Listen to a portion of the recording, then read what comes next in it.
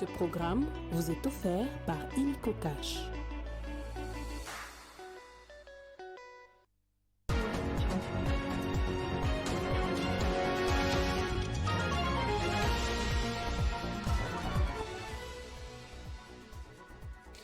À la une de cette édition du journal à l'Assemblée nationale, Vital Kamerhe a repris le perchoir.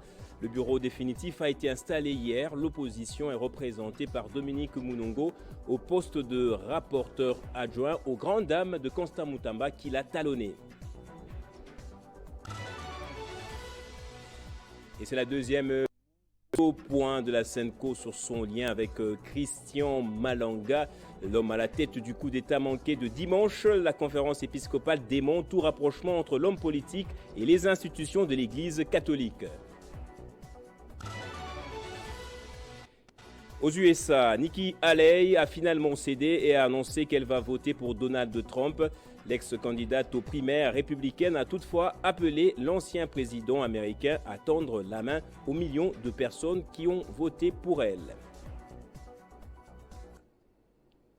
Bonjour à tous et bienvenue dans cette édition du journal. C'était une plénière plus longue que prévu. C'est à 2h du matin que les 7 nouveaux dirigeants de l'Assemblée nationale ont été connus avec à leur tête Vital Kamerhe qui signe son comeback au perchoir 15 ans après. Plus de 400 députés ont participé au vote consacré à l'installation du bureau définitif de la Chambre basse du Parlement.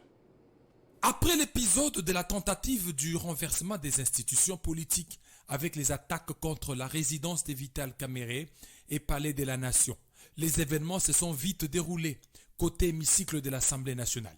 L'installation du bureau définitif s'est invitée au débat, une formalité pour l'union sacrée pour la nation. Après avoir composté son ticket pour les 6 postes, un poste réservé à l'opposition, celui des rapporteurs adjoints. 413 députés ont pris part au vote. Les membres du gouvernement élus députés ont été interdits de participer au vote par le président du bureau d'âge, Christophe Mbosonkodia.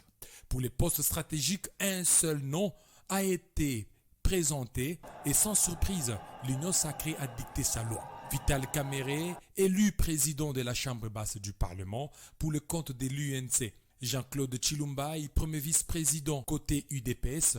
Deuxième vice-président Christophe Mbosonkodia pour le compte de CRD Palu, malgré les pressions exercées par certains députés. L'ancien président de l'Assemblée nationale a été maintenu à ses postes.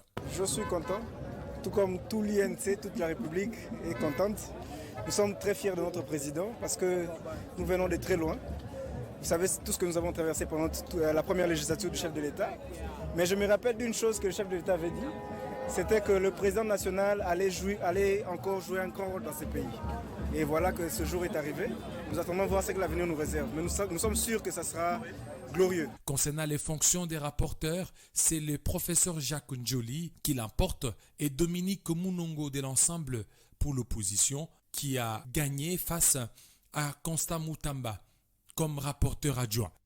Pour le poste de questeur, c'est Chimène Polipoli Lunda qui a gagné sans surprise pour le compte du regroupement et parti politique AFDC. Et enfin, grâce Neema Paini qui se présente comme questeur adjoint pour les comptes des codes et regroupement PAP. Ces élections marquent une étape cruciale dans les processus législatifs institutionnels de la République démocratique du Congo.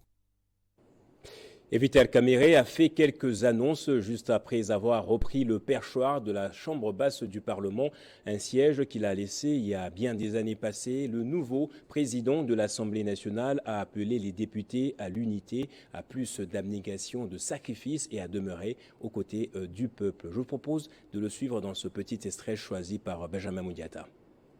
Cet événement intervient au moment où les ennemis de la démocratie ont agi de manière criminelle contre notre État, sémant à l'Est et maintenant à l'Ouest un fleuve de sang dans une aventure de prédation qui n'a que trop duré et à laquelle nous sommes déterminés de mettre fin. Dernièrement encore, nous déplorons l'incursion d'un commando non autrement identifié et lourdement armé qui a tenté en vain de déstabiliser les institutions de la République et dont ma famille et moi-même avons été victimes, et nous avons eu la vie sauve grâce à la miséricorde divine. J'ai conscience que le moment n'est pas approprié pour évoquer cette question capitale de l'insécurité à l'Est, aggravée dans cette partie, et à l'Ouest, qui sera au cœur de nos préoccupations quotidiennes pendant cette législature qui commence sous le signe d'une grande espérance. Honorables députés, que cette législature soit celle de stabilité institutionnelle, qu'elle soit celle des réformes pertinentes et qu'elle soit celle de la compétence dans le contrôle parlementaire, mais aussi celle de l'équité et de la justice. Voilà, c'était la première allocution de Vital Kamerhe juste après son élection intervenue tard cette nuit.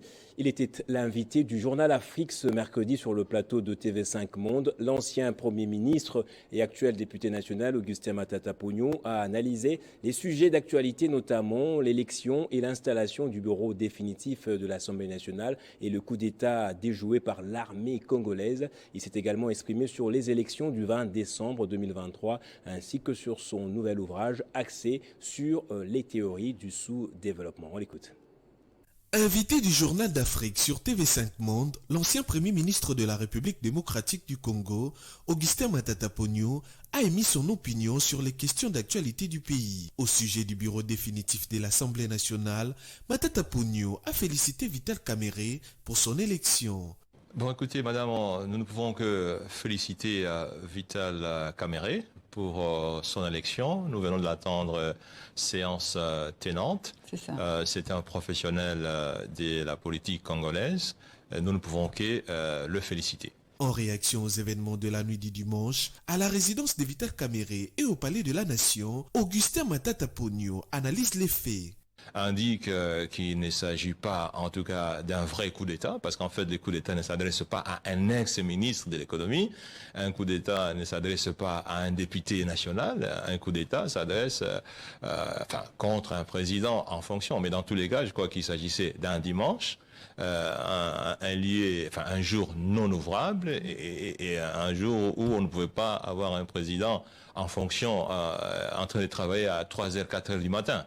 De plus, Matata Ponyo s'inquiète sur la problématique de la sécurité, s'interrogeant du fait que le palais de la Nation soit assiégé de cette manière par les inciviques. Qu'en est-il alors de la sécurité d'autres personnes, notamment les opposants? Je pense que la question de la sécurité se pose effectivement avec beaucoup d'acuité, parce qu'effectivement, si le palais de la Nation, le palais présidentiel, le lieu de travail d'un chef de l'État peut être assiégé par des inciviques de cette manière-là, il va sans dire que la sécurité de ceux qui ne sont pas à un niveau élevé, c'est-à-dire certaines personnes comme opposants, et on réalise que la sécurité pose effectivement beaucoup de problèmes. Par ailleurs, le député national s'est exprimé au sujet des précédentes élections et des postes ministériels en vue. Tout le monde le sait aussi que ces élections n'ont pas été transparentes, n'ont pas été équitables, et donc si elles étaient équitables et si elles étaient transparentes, certainement les résultats n'auraient pas été ceux qui ont été publiés. Auteur de plusieurs ouvrages dont le plus récent apparu s'intitule « Économie politique des malédictions du développement », une œuvre qui vient bousculer la théorie des explications du sous-développement dans plusieurs pays, notamment en Afrique. Il avait promis de saisir la justice, notamment le Conseil d'État pour annulation de l'élection du bureau définitif de l'Assemblée nationale intervenue cette nuit en invoquant notamment une irrégularité. Le député Prince Willy Michiki, membre de l'Union sacrée de la Nation, est revenu sur sa décision. Mais l'homme politique dénonce par ailleurs le malaise en gestation entre le Parlement et le pouvoir judiciaire. Il est joint ici au téléphone par Rodrigue Mumbere. Oui, c'est vrai que ce n'était pas une question personnelle, encore moins des candidats. C'était juste une question de procédure. Comme vous savez très bien, dans la salle, j'avais demandé la parole pour intervenir en motion de procédure. Parce que vous savez, nous sommes les temples de la démocratie. Nous devons faire tout ce que nous devons faire comme action, doit avoir comme fondement les respects des lois de la République. Or, nous avons constaté qu'il y avait un conflit en gestation, notamment dans la séparation des pouvoirs entre nous et l'Assemblée, et nous et les pouvoirs judiciaires. Il y a eu une requête introduite en annulation de la convocation de l'élection du bureau définitif au niveau du Conseil d'État. Et comme vous le savez très bien, le Conseil d'État ne répond pas par courrier. Même si vous désistez, le Conseil d'État répond, agit par le prononcé d'un arrêt ou d'une ordonnance. Et pour le cas, c'était une ordonnance à référer. C'est pourquoi que j'avais demandé au bureau provisoire de ne pas convoquer l'élection du bureau définitif avant qu'on ait terminé l'examen de l'affaire pendante au Conseil d'État. C'était ça, en fait. C'est question juste des droits. Bon, maintenant, là, avec les conseils que nous venons d'avoir, les temps, bon, vous savez, nous avons la guerre aujourd'hui, on ne peut pas avoir de gouvernement, et on a estimé que si on devait annuler cette élection du bureau définitif, le gouvernement ne pourra pas être endossé, ça peut encore nous ramener à plusieurs semaines. Et je n'ai pas voulu porter cette responsabilité-là, mais nous les avons mis en garde pour que prochainement, ces genres de violations de notre Constitution ne puissent plus se répéter. Donc, nous venons dès ce soir à cette démarche-là. À ce sujet, toujours dans le registre des réactions, il avait prédit le retour fulgurant et fracassant même de Vital Kamerhe à la tête de l'Assemblée nationale. Jean-Marie Kassoma est revenu encore une fois dans les dessous de cartes dans la matinale de Télé 50, analyser l'installation du bureau définitif de l'Assemblée nationale. Le DG patron de l'Espace 50 a dit que Vital Kamerhe a encore le vent en poupe et n'a pas encore dit son dernier mot. 2 postes sont passés, on va dire, à la procédure, au processus démocratique. D'abord, Vital Kamerhe, qui s'est frotté à la primaire. Il y avait Bahati, il y avait Mbosso. Et lui, il a gagné effectivement parce que la victoire n'était pas acquise pour Vital Kamerhe. Le fait de l'avoir exposé à cette primaire était synonyme de le faire perdre, peut-être. Et pour preuve, Mbosso a eu beaucoup de voix. Et qu'est-ce qui justifie alors qu'il Et donc Vital Kamerhe était légitimement élu à la primaire pour les comptes de l'Union sacrée. Et donc il fallait laisser les autres membres de l'Assemblée nationale compétir. Autrement dit, les opposants aussi pouvaient compétir pour le poste de président. Même si, par définition, ceux qui sont majoritaires allaient élire leur président. Oui, mais règlement intérieur qui dit qu'il faut garder le poste de président pour ceux qui ont la majorité, oui, mais en démocratie, ça ne devait pas être comme ça. On va élire le président de l'Assemblée nationale au sein de laquelle se trouve et la majorité et l'opposition, et même les non-inscrits s'il y en a. Il y en a pas. Il y en a effectivement. Et ça n'a pas été le cas. Et les autres postes devraient aussi subir le même schéma de la primaire. Pourquoi avoir réservé la primaire seulement pour le président? Il fallait laisser premier président, deuxième président, questeur, rapport. Tous ces beaux mondes-là devaient être élus via ou devaient passer par les primaires. Kamerhe avait besoin de l'onction. L'onction de qui? Du peuple, de la légitimité. Kamerhe est aujourd'hui président d'une institution, d'un corps. Et quel corps? L'Assemblée nationale, les élus. Vital Kamerhe connaît la Constitution, connaît les pouvoirs du Parlement, connaît les contre-pouvoirs du gouvernement, qui est l'Assemblée nationale, autorité budgétaire. Vital Kamerhe connaît les jeux, les acteurs. Et à l'Assemblée nationale, il y a les moyens légaux, le budget de fonctionnement de l'Assemblée nationale, beaucoup d'argent. Et Vital Kamerhe, c'est un homme social. Ça veut dire qu'il va intervenir pour assister les députés. Mais l'homme est comme un revenant, comme un phénix. Il renaît toujours de ses cendres, plusieurs fois dans la tourmente. Vital Kamerhe finit toujours par sortir sa tête de l'eau.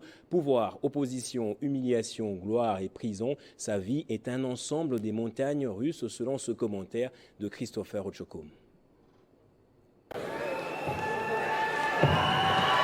On l'a donné pour mort tant de fois, mais Vital Kamerhe est attaché à la vie malgré le chapelet de sa mère au cou. C'est un véritable bantou. Dimanche, encore dans les premières heures de la matinée, l'homme s'est retrouvé au milieu d'une fusillade que l'opinion a toujours du mal à s'expliquer clairement. Raison sans doute du port du gilet pare-balles hier lors de son entrée triomphale dans l'hémicycle de la Chambre basse du Parlement. Politicien affirmé, au soir des années Zaïre du maréchal Mobutu, il se fait remarquer par Mzee Laurent Désiré Kabila, avec qui il collaborera jusqu'à son assassinat. Il accompagne à son tour son fils, le Raïs Joseph Kabila. Vital Kamerhe est jusqu'à la veille des années 2010 une pièce maîtresse de son appareil politique. Secrétaire général du PPRD, puis président de l'Assemblée nationale, avant de basculer brusquement dans l'opposition. Ambition démesurée d'une part, refus de trahir le Congo de l'autre. Chaque parti aura retenu sa version de cette histoire, encore controversée. Alors qu'on pouvait croire à un déclin, vu les circonstances politiques de l'époque, Vital Kamerhe s'accroche, crée son propre parti et se retrouve quand même 3e lors de la présidentielle de 2011, derrière Joseph Kabila, le vainqueur, et Étienne Tshisekedi, chef de file de l'opposition avec l'UDPS. Mais désormais, il faudra compter avec l'UNC, qui va rester constant jusqu'à la fin du mandat constitutionnel de Joseph Kabila. En 2016, son ancien patron est presque contraint d'avoir affaire avec lui au dialogue de la Cité de l'Union africaine, où il rate de peu d'assumer les fonctions de Premier ministre de la transition en attendant les élections. Des retours aux affaires, mais pas pour longtemps, parce qu'il préfère garder son statut d'opposant et d'affronter le dauphin de Joseph Kabila en 2018. Rangé dans la coalition Lamuka avec d'autres poids lourds de l'opposition, comme Moïse Katumbi, Jean-Pierre Bemba, Martin Fayulu ou Félix Tshisekedi, il se désistera en faveur de ce dernier,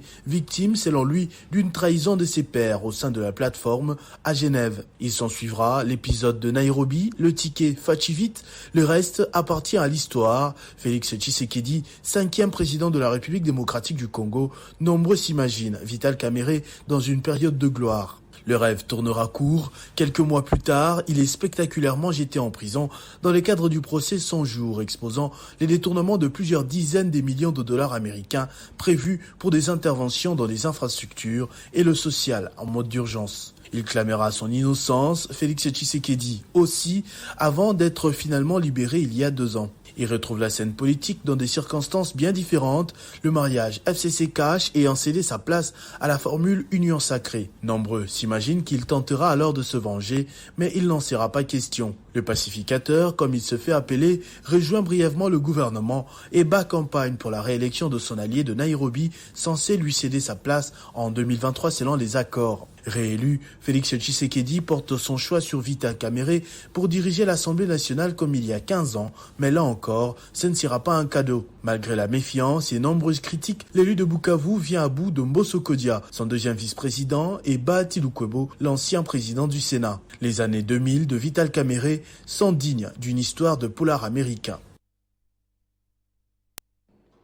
Et puis on va parler de cette clôture de l'atelier sur le renforcement des capacités des organisations bénéficiaires de PACONEC, projet d'appui à la coalition pour l'observation nationale électorale au Congo, une activité organisée par DRI, Democracy Reporting International, dans sa 2e phase en vue de permettre à ces organisations d'arracher des financements de l'Union européenne. À l'issue de ce renforcement des capacités de 2 jours, ces 6 organisations, à savoir la SYNCO, l'ECC, REGED, Rodesic, Rien sans les femmes et Renosec, ont compris les procédures de l'Union européenne afin de candidater et bénéficier de subventions pour financer de manière autonome ou accompagner leurs projets. Cette session a été assurée par les experts de Democracy Reporting International, appuyés par la délégation de l'Union européenne en République démocratique du Congo. C'est le nouveau cadre général donc dans lequel s'inscrivent les relations entre l'UE d'une part et les pays ACP. Et donc il vise à renforcer la capacité de l'UE et des pays ACP à relever ensemble les défis mondiaux. Et cet accord balaye 6 domaines prioritaires de coopération. Petit 1, les droits humains et la démocratie, la paix et la sécurité, le développement humain et social, la croissance et le développement économique durable, changement climatique et 6, migration et mobilité. Les organisations de la société civile, elles expriment les préoccupations des citoyens et une demande croissante pour une gouvernance transparente et responsable. Au total, 18 personnes représentant les 6 plateformes ont participé à ces assises. Plusieurs thématiques ont été développées, notamment les axes d'intervention prioritaires de l'Union européenne, les aspects financiers et comptables et la présentation des lignes directrices. Et je le disais au sommaire, l'Église catholique de la RDC a démenti à nouveau avoir des liens avec Christian Malonga, l'homme à la tête du coup d'État manqué de dimanche dernier. La SENCO a dénoncé par ailleurs la récupération et le détournement des images par des personnes mal intentionnées. Je suis avec désolation tout ce qui s'écrit, se raconte dans les réseaux sociaux contre l'Église catholique autour de cette histoire. Je commencerai par dire qu'on nous lance, on jette les pierres que sur un fruit mûr. Donc ça c'est déjà à considérer. Mais j'aimerais me résumer à rassurer aux fidèles catholiques et aux hommes de bonne volonté. Autour de tout cela, j'ai retenu 3 choses. Il y a une photo dans laquelle on retrouve M. Christian Malanga entre Monseigneur Utembi, président de la SENCO, et Monseigneur Ambongo, alors vice-président de la SENCO. Donc, avoir le décor de la photo, c'était probablement en 2017, lors de leur plaidoyer, pendant que le président Kabila était encore président de la République. Et soyez rassurés, ni avant la photo, ni après la photo, personne de ces 2 évêques n'a eu un contact personnel avec M. Christian Malanga. 2. Il y a des gens de mauvaise foi qui présentent le chargé d'affaires de l'Annonciature, Monseigneur Andri, qui avait accompagné son éminence le cardinal Ambongo auprès du chef de l'État, avec un des assaillants, un de peau blanche qui a été dans le groupe de ceux qui ont attaqué l'honorable Vital Kamerhe et le palais du Plèbe. Il s'agit de 2 personnes différentes. D'ailleurs, au moment où s'est passé ces événements à Kinshasa, Monseigneur Andri, qui avait accompagné son éminence le cardinal chez le président, était avec moi à Kananga. Donc il n'a pas la faculté de la bilocation. Je ne sais pas pourquoi ils en veulent à l'Église catholique, c'est pour ça que je dis on ne jette des pierres que sur un fruit mûr. Et puis du 31 mai au 2 juin 2024, plus de 200 participants locaux issus de toutes les couches sociales vont se réunir au lac Mukamba dans un symposium pour parler développement du territoire de Kabea-Kamwanga, une région complètement enclavée jusqu'à ce jour, pourtant terre natale du sphinx de Limete, le docteur Étienne Tshisekedi Wamulumba. Les fils et filles de ce grand territoire, dont le DG de Télé 50, Jean-Marie Kassomba, vont mener des réflexions poussées afin de trouver des voies et moyens pouvant conduire à relever ces nombreux défis. Kassonga Gabriel, président du comité d'organisation, a accordé une interview à Crispin Tibikoufwa sur le sujet. Pourquoi le symposium? C'est pour qu'ensemble, nous parlions du développement de notre territoire. Kabea-Kamwanga est un territoire totalement enclavé et pratiquement, si on ne peut pas le dire, le dernier des territoires parce qu'il a subi des punitions et des punitions de par un grand leader politique et opposant de tous les régimes qui se sont succédés dans notre pays. Il est resté comme ça sans être développé et aujourd'hui, le fils et les filles de cette entité trouvent qu'ils ont maintenant le main libre, il y a un espace, il y a un temps où ils peuvent mettre pour parler face à face du développement de ces territoires. Au jour d'aujourd'hui, s'il y a une des mauvaises routes qui puisse exister en République démocratique du Congo, c'est le tronçon Mbujimai jusqu'au lac Mukamba pour le Kassa oriental. Nous vivons encore d'eau de pluie dans certaines entités Kabaye Kamwanga, nous courons encore juste vers la ville de Mbujimaï pour toucher l'argent dans des banques. Kabaye Kamwanga n'a pas de banque, aucune banque, même pas une banque de crédit agricole. Tout ça, il faut qu'on en parle. Le responsable de cette télévision est fils de Kabaye Kamwanga. Et comme contribution, voilà, je sais lancer le message à tout le monde. Et que tous ceux que j'ai rencontrés, tous ceux qui étaient ciblés, m'ont très bien reçu. Et nous osons croire que les choses vont bien réussir. Toutes les filles qui sont à Kinshasa, c'est pour cela que je suis venu. Et tous les garçons, tous les hommes, tous, ils adhèrent à ce que nous sommes en train de faire. Et les choses pourront aller, j'espère, de l'avant. Et depuis un certain temps, Orange RDC a lancé Wiki Challenge à l'EPA Matongé ici à Kinshasa, une initiative qui accompagne les élèves dans la découverte historique de leur pays et de leur culture. Des prix sont mis justement en jeu en faveur des élèves gagnants du challenge.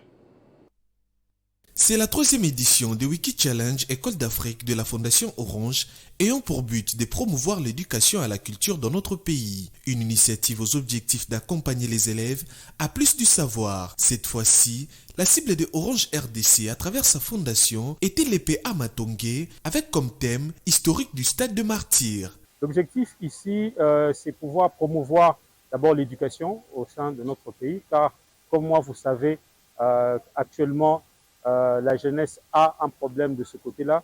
Ici, nous voulons recadrer les enfants sur des thématiques éducationnelles, sur des sujets qui vont leur permettre de pouvoir être une valeur additionnelle, une valeur ajoutée, qui puisse être une fierté pour la grande nation congolaise. Les enseignants et les élèves, satisfaits de cette initiative Wiki Challenge de la Fondation Orange, s'expriment. Cette initiative, ça suscite le niveau des enfants. Et ça permet aussi aux enfants de s'exprimer, de découvrir, de faire une recherche personnelle. Je suis fière de la Fondation Orange et de la Fondation En Classe. Je suis fière des enseignants qui nous encadrent. Ils nous ont remplis de l'intelligence et nous enseignent bien. Que Dieu les bénisse. Amen. Des pré-Wiki Challenge s'organisent avec des thématiques données et chaque école sur l'étendue du pays défend cette thématique, d'où le meilleur projet ou la meilleure défense est primé. Frontière en Afrique de l'Ouest à présent. Après les résultats définitifs des élections au Tchad, le Premier ministre et candidat opposant aux élections présidentielles a présenté sa démission et celle de son gouvernement. Cela fait suite au rejet par le Conseil constitutionnel des recours de contestation des résultats dans lesquels ce dernier réclamait l'annulation totale de l'élection. À la veille de la prestation de serment de Mahamat Idriss Déby, le Premier ministre Succès Masra a formellement remis la démission de son gouvernement ce mercredi 22 mai dans la matinée. Il s'agit de la conséquence logique de la validation de l'élection présidentielle à laquelle le Premier ministre et candidat à la présidentielle a contesté de la dernière énergie. Cela est sans surprise, car ce dernier avait rejeté en bloc la décision de la commission électorale annonçant Mahamat Idriss Déby gagnant aux élections avec 61,3% de voix.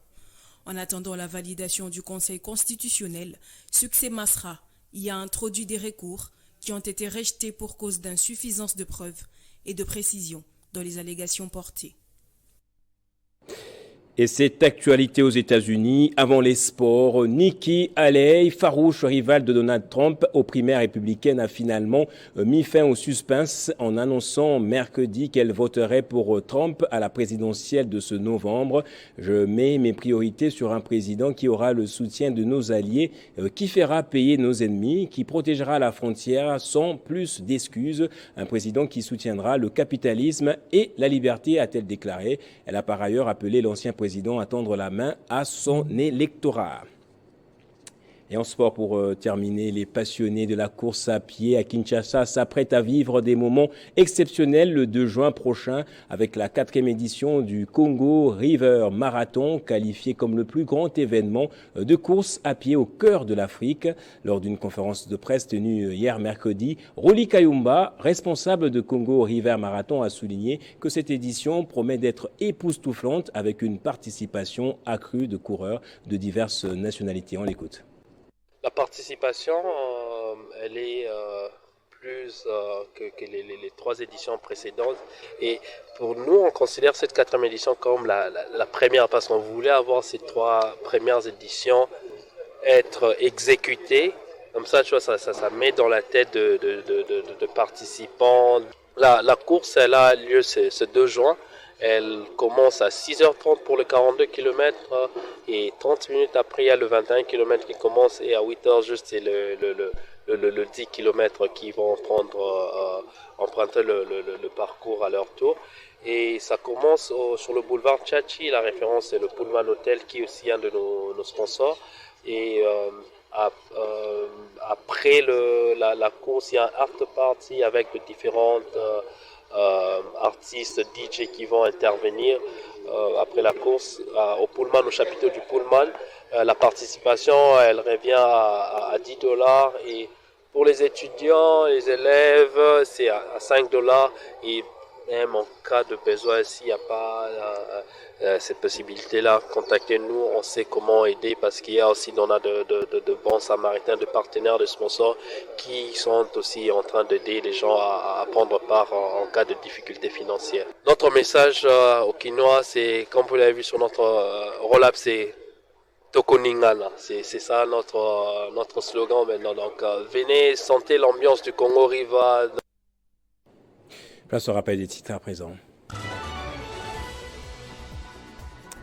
À l'Assemblée nationale, Vital Kamerhe a repris le perchoir. Le bureau définitif a été installé cette nuit. L'opposition est représentée par Dominique Mounongo au poste de rapporteur adjoint.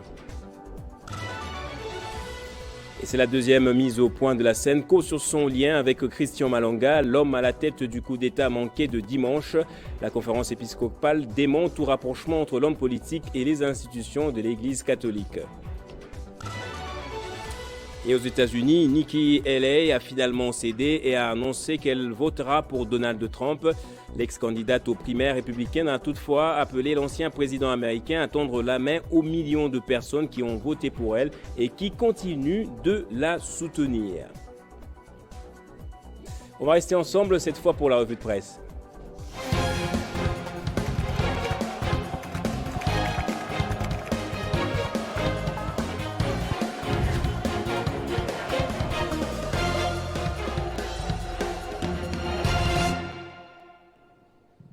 Et comme tous les jeudis, nous lirons le journal paru ce jour avec Moïse Chamala qui est déjà là. Moïse, bienvenue et bonjour à vous. Merci Gaëtan Kouba-Bouranzi et bonjour à tous ceux qui nous suivent de partout, surtout dans les districts de Tchao. Et ce matin, les journaux et sites avaient les yeux rivés sur l'hémicycle de la Chambre basse du Parlement où justement était installé le nouveau bureau définitif. Tout justement Gaëtan Kouba-Bouranzi, c'est jusqu'à tard dans la nuit que nous avons tous connu les membres qui composent les bureaux définitifs de l'Assemblée nationale. Les journaux Les Phares ouvrent les balles avec ces titres à la une. Bureau définitif de l'Assemblée nationale. Vital Kamerhe, les grands retours 15 ans après Gaëtan Kouba-Bouranzi. Dans cet article, ces quotidiens rapportent qu'il n'y a pas eu de surprise. Mercredi 22 mai, en la salle des congrès du Palais du Peuple, Gaëtan, ces tabloïds signalent que Vital Kamerhe a été élu ou plébiscité président de l'Assemblée nationale à l'issue du vote organisé en vue de mettre en place les bureaux définitifs de cette chambre. Gaëtan Kouba-Bouranzi avec 371 voix sur 407 votants, 36 bulletins nuls blancs ou confondus. Gaëtan, en effet, indique ses portails. Les choses ne pouvaient pas s'y passer autrement du fait que les concernés avaient déjà validé son ticket comme candidat unique de la majorité parlementaire à ces postes lors des primaires qu'il avait remportées au Lamay. Info 27 reste sur la même voie et fait savoir que les présidiums de ces bureaux définitifs est complété par Jean-Claude Chilumbaï de l'UDPS et Christophe Mbosso de l'ACRD respectivement en tant que premier et deuxième vice-président. Ces tabloïds révèlent que Jacques Njoli a été élu rapporteur. Info 27, Gaëtan Kouba-Bouranzi estime que cette nouvelle configuration traduit un renforcement de la majorité présidentielle à l'Assemblée nationale, comme l'avait dit à l'issue de la victoire lors des primaires Vital Kamerhe. Pour Forum des As, Gaëtan, Vital Kamerhe promet de travailler sur les lois impartiales en faveur de la RDC et de son peuple. Pour les contrôles parlementaires, sans complaisance pour la démocratie parlementaire agissante, pour l'archivage numérique des résolutions et autres documents relatifs aux activités de la Chambre basse et la police des débats équilibrés pour clôturer ces chapitres. La prospérité estime pour sa part que l'Assemblée nationale, déjà dotée d'un bureau définitif, devra très bientôt investir les gouvernements de la première ministre Judith Suminwa, dont la composition traîne encore dans les dépendances des tractations politiques. Puis c'est quotidien, le Sénat de son côté devra à son tour, si tout va bien, se doter de son propre bureau définitif qui normalement devrait prendre les rênes des affaires pour faire asseoir Gaëtan Kouba-Bouranzi les caractères bicaméral du Parlement. J'allais dire bicaméral du Parlement congolais. On va se rendre en Guinée à présent, Moïse Tchamala, où peine de mort, plusieurs à perpétuité pour Denis Camara. Tout justement, c'est d'ailleurs les titres à la une du média français RFI Guinée. Prison à perpétuité requise contre Moussa Dadi Camara dans les cadres du procès du massacre du 28 septembre. Eh bien, Gaëtan Kouba-Bouranzi, c'est une décision historique au sein d'un procès qui l'est tout autant. La réclusion criminelle à perpétuité a été requise contre l'ancien président Moussa Dadi Camara, dont l'armée avait réprimé par les sangs une manifestation de l'opposition le 28 septembre 2009. Au moins 156 personnes avaient été tuées par balle, au couteau, à la machette ou à la baïonnette, et plus d'une centaine de femmes avaient été violées et des centaines de gens ont été aussi blessés selon un rapport de l'ONU. Gaëtan Kouba-Bouranzi, d'autres responsables, dont des membres du gouvernement de l'époque, sont aussi concernés par les réquisitions du procureur. Merci beaucoup Moïse de Tchamala pour cette revue de presse. C'est moi qui vous remercie, Gaëtan Kouba-Bouranzi. Et c'est par ici donc que va se refermer ce journal. Merci à vous également de l'avoir suivi. L'actualité est en continu sur votre chaîne.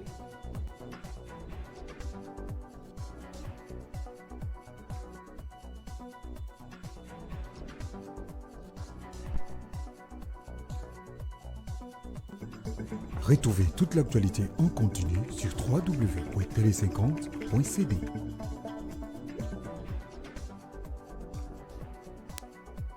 Ce programme vous a été offert par Imico Cash.